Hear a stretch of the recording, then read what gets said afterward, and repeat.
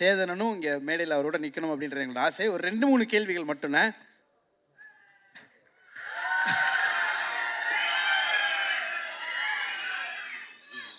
So இவ்வளோ நாள் இந்த பயணத்தில் இன்னைக்கு ஒரு பயங்கரமான ஒரு ஹீரோவாக சூரியனை மாறி இருக்காரு. ஸோ சூரியனை தமிழ் சினிமாவோட ரொம்ப முக்கியமான 2 ஹீரோஸ் உங்கள் பக்கத்தில் இருக்காங்க. 2 பேர்ட்டேருந்தும் ஒரு விஷயம் எடுத்துக்கணும் அப்படின்னா என்ன எடுத்துப்பீங்க? ஹீரோ சூரிய அவர்கள் சேதனன்ட்டு ஒரு விஷயம் எடுத்துக்கணும், எஸ்கேனன்ட்டு ஒரு விஷயம் எடுத்துக்கணும்.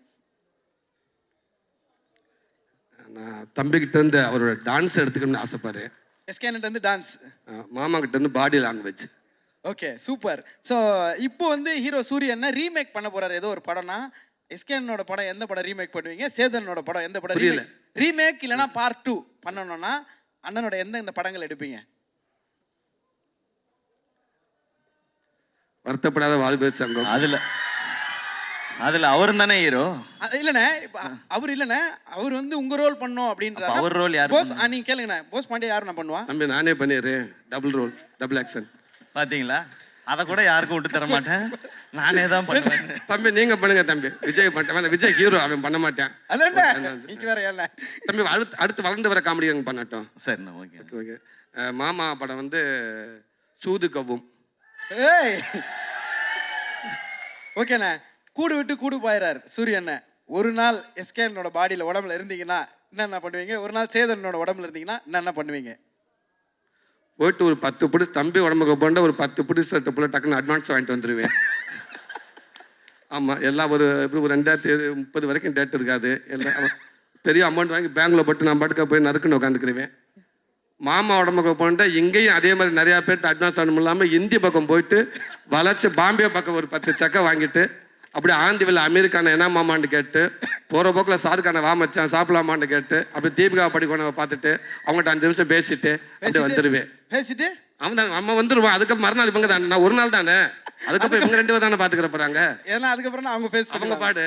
ஸோ இப்போ ஹீரோ சூரியனனுக்கு ஒரு அட்வைஸோ இல்லை ஒரு டிப்போ இல்லை நீங்கள் ஃபாலோ பண்ணுற கோட்டோ ஏதோ ஒன்று, சேதோன்னு ஒரு விஷயம், எஸ்கேன்னு ஒரு விஷயம் சொல்லணும்னா ஒரு அட்வைஸா இல்லை ஃப்ரெண்ட்லியாக அன்பா எது வேணா சொல்லலாம்னா ஒரு ஷேர் ஏதாவது ஒன்று சொல்லணும்னா என்னென்ன சொல்லுவீங்க? சேதன் ஒரு விஷயம். நான் தான் பெரியவரோ.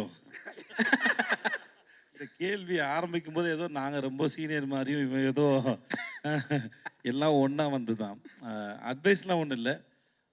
இந்த எஸ்கே ட்ராவல்ஸ்னு ஒன்று வந்து ஒரு ஏதோ ஒரு பயம் ஓரத்தில் இருக்குன்னு நினைக்கிறேன். உனக்கு தேவையே இல்லை. அப்புறம் உண்மையில நிறைய பேர் பேரன்பு வச்சுருக்காங்க. தொழிலில் சின்சியராக பண்ணாதவங்களுக்கு தான் பயம் இருக்கணும்.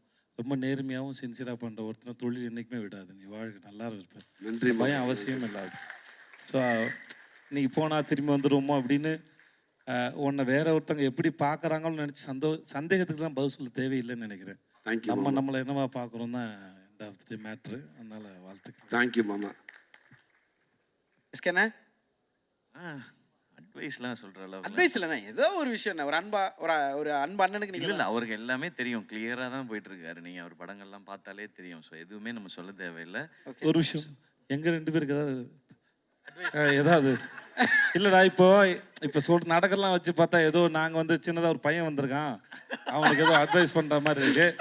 டேய் நீ யாரு சிவா தெரியும்ல?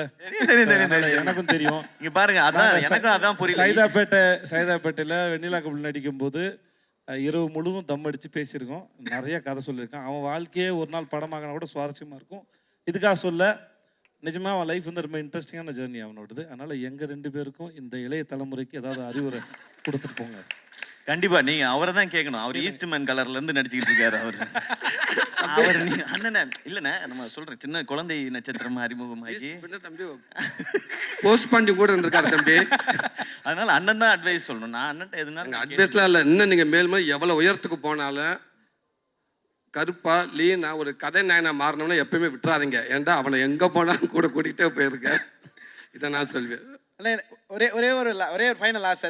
சூரியனோட ஆஃபீஸில் ரொம்ப முக்கியமான ஒரு 2-3 ஃபோட்டோஸ் மட்டும் இருக்கும். இப்போ எடுக்கக்கூடிய ஒரு புகைப்படமும் கண்டிப்பாக ஒரு ஆஃபீஸில் வரணுன்றது எங்களோட ஆசை. அந்த சைடு உங்களோட அன்பு மாமா, இந்த சைடு அன்பு தம்பி, 2 பேரும் உங்களுடைய அன்பை ஒரு அழகு முத்தமாக சூரியனுக்கு ஒரே நேரத்தில் கொடுத்தீங்கன்னா அதை விட ஒரு ஸ்பெஷல் மூமெண்ட் எதுவும் இருக்காது. So photo to be framed please. சாதாரணமாக ஒரு ஃபோட்டோ எடுத்துப்போமா?